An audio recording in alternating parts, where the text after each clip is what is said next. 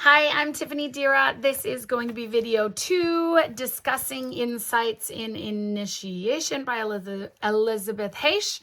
I thought that I was going to get through all of this in my first video, but it kind of took a turn of its own, and I just went with it. So this is actually going to talk about the story of the races and who are the sons of God. So the sons of God are actually the people, the race of people that lived on earth prior to present day humanity that were actually still in communion with God, and they were open and aware, and they understood that they were not separate from God. And I'm going to give you a bunch of information from a bunch of different places, because it's amazing when the universe gives you all of the answers but in separate places, and then all of a sudden one day they all come together. So I have also been reading the book Fingerprints of the Gods by what is his name? Graham Hancock, thank you. And also watching Ancient Apocalypse on Netflix, which you should totally check out, also by Graham Hancock. And he is sort of pushing the bar of what historians are saying is our humanity's history, and saying doesn't really make sense that way. And he's actually a reporter, and so he goes by the facts, and he's been doing a lot of digging and a lot of really interesting insights from him. And of course the pushback from mainstream people who are like, that's not what we want to, that's not the story we want to tell. But there is definitely far more to the story than we know. And it doesn't make sense that we are the first civilization on earth that is technologically advanced, especially when you look at all of the structures that are still standing thousands and thousands of years later. And when you consider that there was a cataclysm about 12,000 or 15,000 years ago, it doesn't make sense that there was not more highly advanced humans. So we call those the sons of God. So the sons of God, which I believe through my own insight and my own understanding, were actually the pharaohs, and they were descendants of these sons of God. And in my own understanding, they also were the people who came from Lemuria. So I'm just going to read you this, and you can tell me what you think. So once there lived on earth a race of people very different from the races living today. They manifested completely the law of spirit and not the law of matter, like the races of people living today. These people were conscious on the divine plane and manifested God here on earth without any admixture of the self-seeking characteristics of the body. Because they were still associating and attached to their idea of being divine, rather than us being attached to the idea that we are our human bodies, which we are not necessarily. We're both, actually, and we are divine beings living in human bodies. So the sooner we can realize that we are divine beings, the better our bodies can be a vessel, time machines. They can move us through linear time. Anyway, in their divine purity, these people deserved the name sons of God. Their entire life was based on spirituality, love, and selflessness, and they had no physical appetites, urges, and passions to cast shadow on the spirit. The members of this high race possessed all the secrets of nature, and as they were perfectly acquainted with their own powers and kept these powers completely under the control of the spirit, they were also able to control and guide nature with all of its tremendous forces. Their knowledge was boundless. They did not need to earn their bread with physical toil, and instead of earning their livelihoods with the sweat of their brow, they put the forces of nature to work. They knew all the laws of nature, the mysteries of matter, the powers of the mind, and the secrets of their own being. They also knew the secret connected with the transformation of force into matter and of matter into force. They constructed devices and tools with which they could store up, set in motion, and utilize not only the forces of nature, but also their own spiritual forces. They lived happily and peacefully as the dominant race in a part of the earth, in a great part of the earth.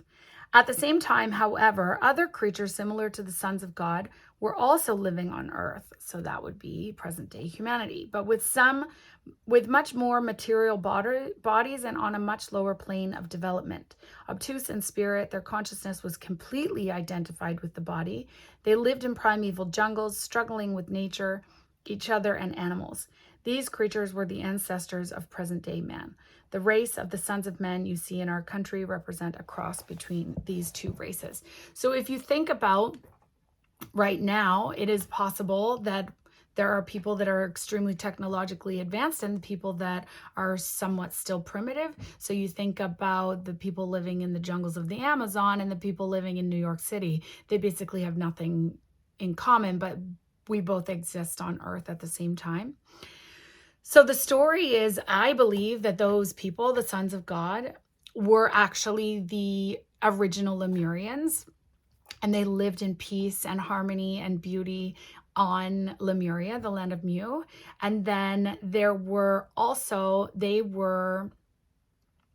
was like a split or a faction of people who left there because they thought through evolution and through the time, the linear time, which we know the epochs are 25,000 years, then they were actually parts of them were going to Atlantis. So the people who were intermixing and breeding that were identified with their bodies, they sort of went to Atlantis, and they were also becoming more technologically advanced, higher and higher, but not necessarily still in connection with their divine being inside. So the people of Atlantis, and I'm getting this information too from other books that I've read, and also my own quantum healing, hypnosis healing therapy that I did with Alexandra Kalos, my very good friend, who was trained, in fact, by Dolores Cannon. And so this information I'm gathering from all kinds of different sources, but so when they went to Atlantis and they were becoming more and more and more identified with their bodies and technology, but they still knew that the people of Atlantis who had dominion over nature because of their connection to divine and knowing that they were all things, they were using crystals and they were, manipulating matter through density, like through through nature being able to control gravity. And they ended up being jealous and having these moments and saying, okay, we want to use these crystals, we're going to come. And they actually destroyed the land of Mu and almost all of the people on it. And there were some people that actually fled and went away. And then the people took the technology, the Atlanteans took the technology from the Lemurians and brought it home. And over thousands of years, they started misusing this technology and actually succeeded in destroying themselves. So they used these crystals for their own personal self rather than the ways of the spirit, and they ended up destroying themselves, and almost all of them.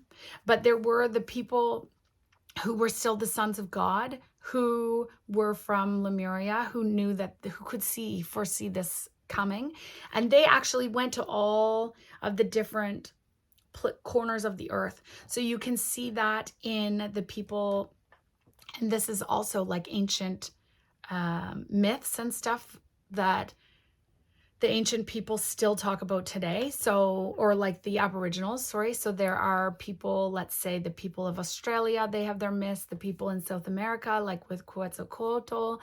And then we also have our Native Americans in Canada. You have the Druids in England, or in Europe, you have all of these different people. So the sons of God went and actually traveled to all the four corners of the earth before this big cataclysm that destroyed Atlantis.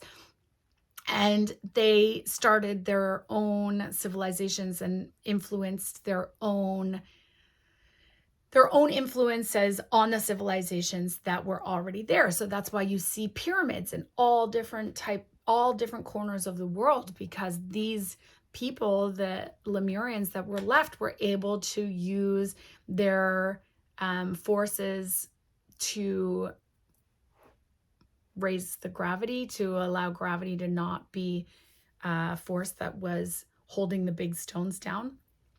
And they were building all of these pyramids and sharing their insights with the people, the local people that were there then.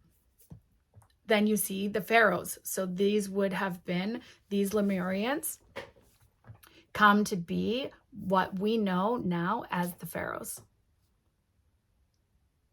Yeah, amazing. So let's talk about the rise. Let's talk about all of these people who came farther and farther and farther away from God and away from their spirituality and more into their bodies. It's from the time of the pharaohs, basically, which were the last sons of God to live on earth. We have been, as humanity, going farther and farther away from God, actually. So here we see all the sons of God have always brought and always will bring the same truth into different parts of the earth, but people will interpret it differently depending on the characteristics of their race and their degree of development. These different interpretations, as they get passed on to the later generations, will give rise to different religions, all springing from the same truths. One and the same Son of God will reincarnate himself at different times in different places of the earth in order to proclaim the highest truth to humanity. And from the same truth proclaimed by the same Spirit, people in different parts of the earth will develop different religions. Because of such differences arising merely from human ignorance, people will make war upon each other, trying to send each other to hell in the name of God. So if you think about that, throughout history and time, there have always been enlightened beings that have come and tried to share their wisdom and knowledge on the earth. And it seems that there is one in every epoch. If you look back, and you could say that Jesus was one of the last ones to be there's at least one in every epoch. And Jesus was certainly not the only one in this epoch, but one of the most notable.